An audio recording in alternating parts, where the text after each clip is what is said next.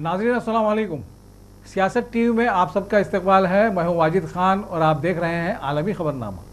सबसे पहले देखते हैं सुर्खियां। हिंदुस्तानी इंतखाबात, 64 करोड़ 20 लाख वोटर्स का आलमी रिकॉर्ड बनाने का दावा। इलेक्शन कमिश्नर ने प्रेस कॉन्फ्रेंस में किया ऐलान। गाजा जंग में इंसानी जानों का बेपनाह नुकसान। मालदीव ने इस्राएली पासपोर्ट रखने वालों के लिए मुल्क में दाखिल हिदायत कर दी।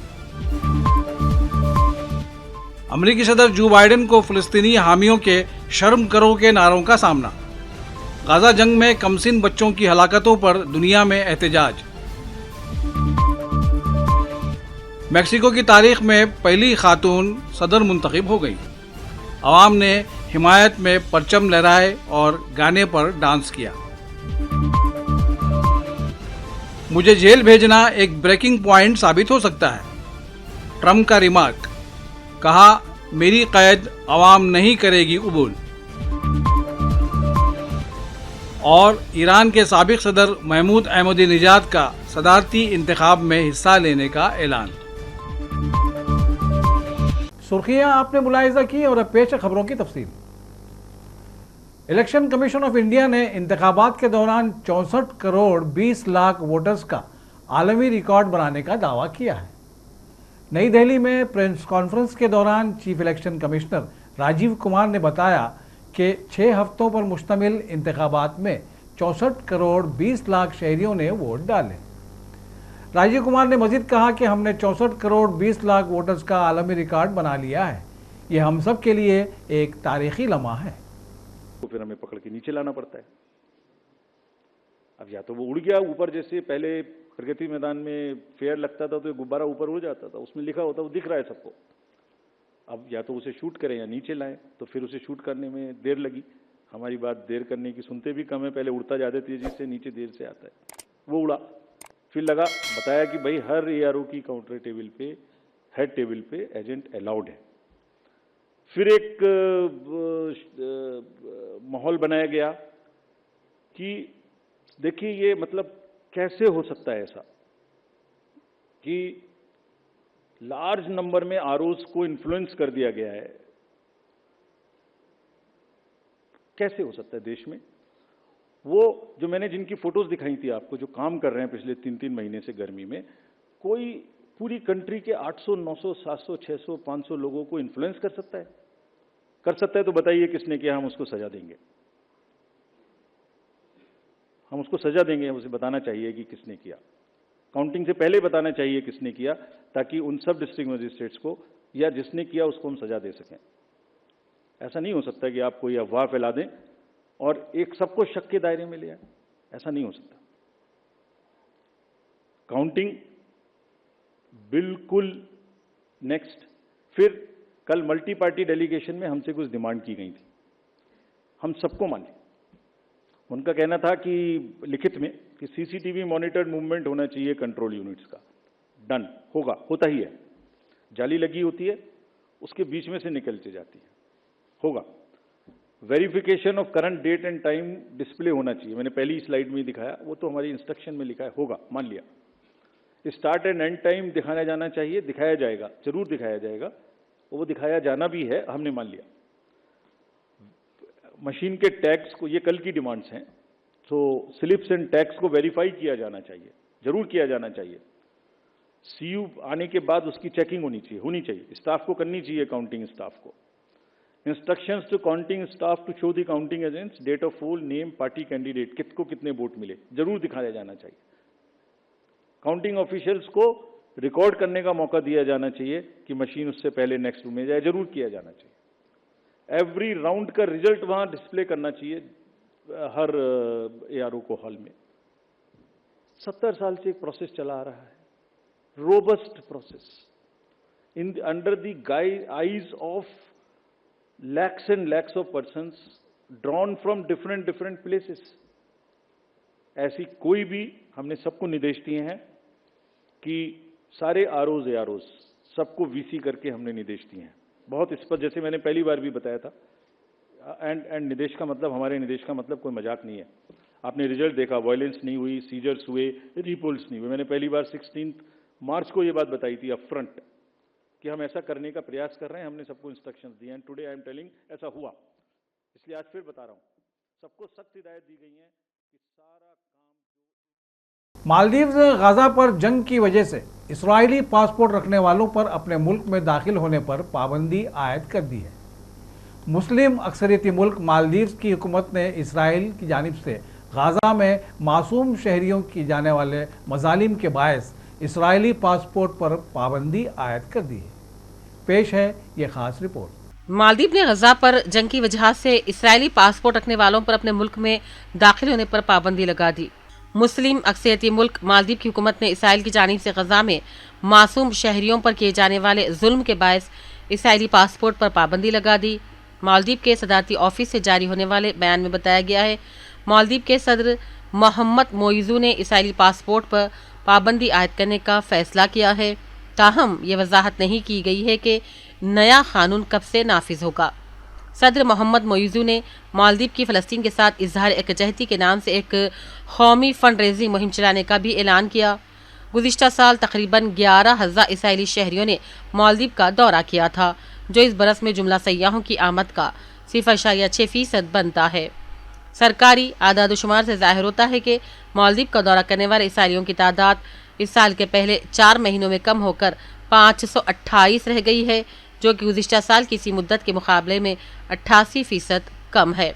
मालदीव में अपोजिशन और हुकूमती इत्तेहादी सदर मोहम्मद मोइजू पर दबाव डाल रही है कि वो गजा जंग के खिलाफ एहतजाजी अलामत के तौर पर इसराइली शहरियों के मुल्क में दाखिले पर पाबंदी लगाए। वाज़ेह रहे कि 7 अक्टूबर से जारी जंग में ख्याल रहे कि अब तक तकरीबन 37,000 फ़लस्तीनी शहीद हो गए हैं। मालदीव ने सन 1990 के अवाइल में इसराइली सयाहों पर आयद साबिक़ा पाबंदी को हटा दिया था और 2010 में ताल्लुकात को बहाल करने की कोशिश की थी। ताहम फरवरी 2012 में सदर मोहम्मद नशीद की माजूली के बाद ये कोशिश भी नाकाम हो गई थी। इसराइल की वज़ारत ख़ारजा के तर्जुमान ने इस पाबंदी के रद्द-ए-अमल में मालदीव में मौजूद अपने मुल्क के शहरियों पर जोर दिया कि वो वहाँ से निकल जाएं। वाज़ेह रहे कि इसराइली पासपोर्ट रखने वालों को अलजायर, Bangladesh, Brunei, Iran, Iraq, Kuwait, Lebanon, Libya, Pakistan, Saudi Arab, शाम और यमन में भी दाखिले की इजाज़त नहीं है। ब्यूरो रिपोर्ट, सियासत टीवी। वज़ीर-ए-आज़म इसराइल बेंजामिन नेतन्याहू के एक मुशीर ने तस्दीक की है कि इसराइल ने गाजा जंग को ख़त्म करने के लिए एक फ्रेमवर्क को कबूल कर लिया है। अमरीकी सदर जो बाइडेन ने जंग बंदी और यरगमालियों की रिहाई के लिए एक मुजवज़ा मुआहदा पेश किया था।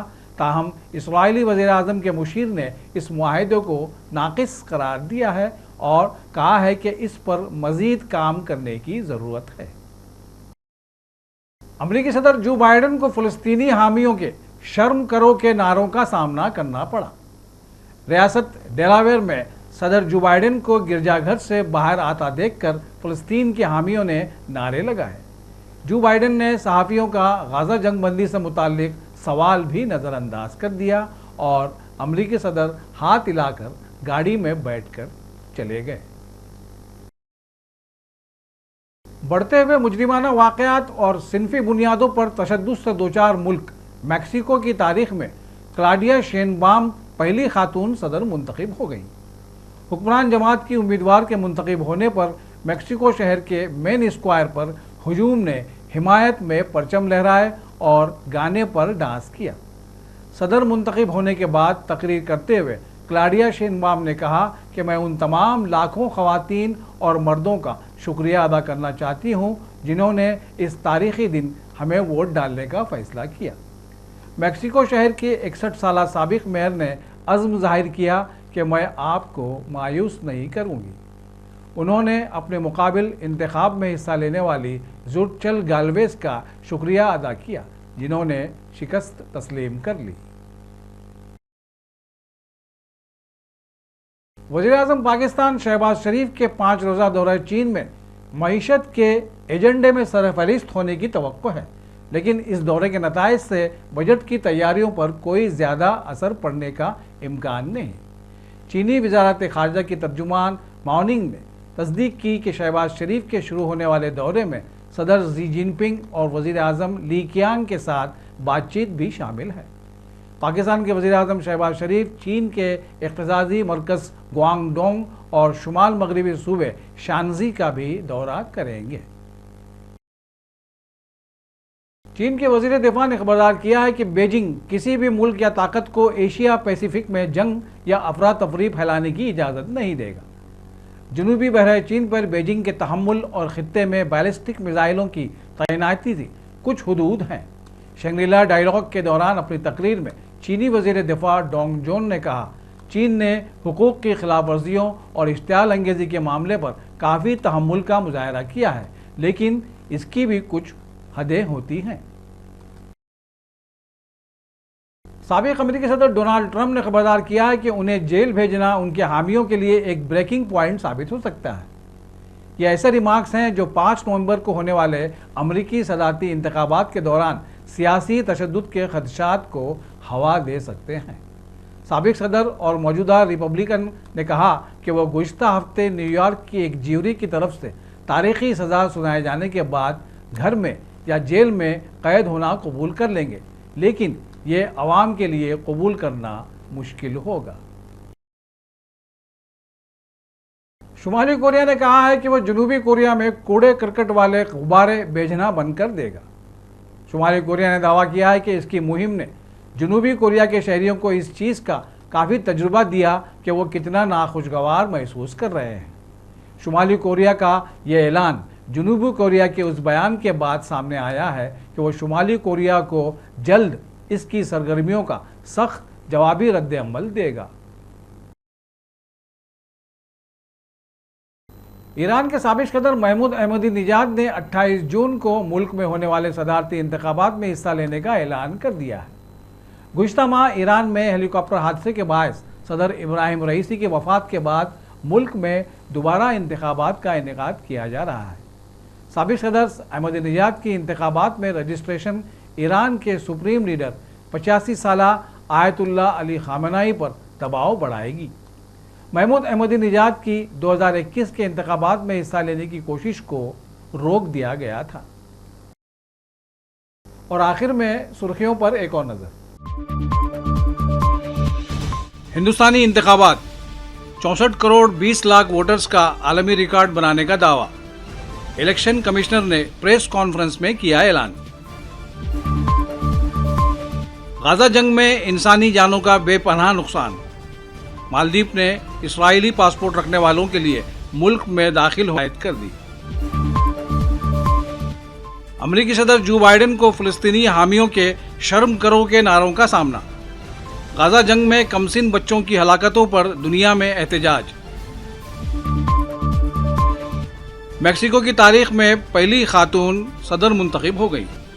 अवाम ने हिमायत में परचम लहराए और गाने पर डांस किया। मुझे जेल भेजना एक ब्रेकिंग पॉइंट साबित हो सकता है। ट्रंप का रिमार्क।